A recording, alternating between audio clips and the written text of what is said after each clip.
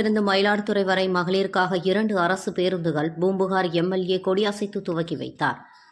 மயிலாடுதுறை மாவட்டம் தரங்கம்பாடி தாலுகா பொறையார் புதிய பேருந்து நிலையத்திலிருந்து மயிலாடுதுறை செல்லும் 2 அரசு பேருந்துகள் இன்று துவக்கப்பட்டது. மகளிர் விடியல் பயணம் என்ற திட்டத்தின்படி மகளிருக்காக கட்டணமில்லா பேருந்துகள் துவங்கப்பட்டது.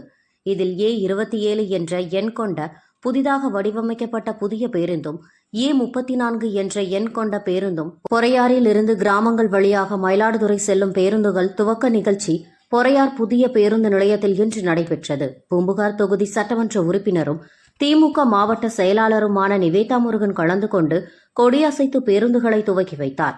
மேலும் ரிப்பன் வெட்டி பயணிகள் செல்வதற்கு போக்குவரத்து சேவையை துவக்கி வைத்தார்.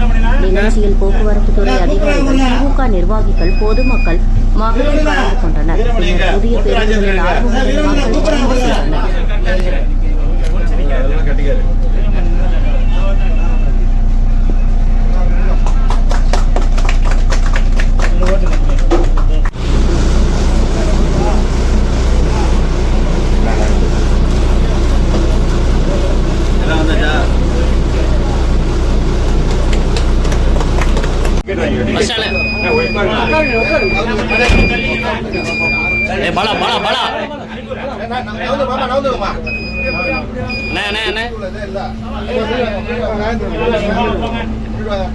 வண்டி மூவ் பண்ண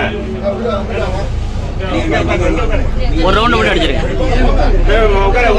உட்காருங்க.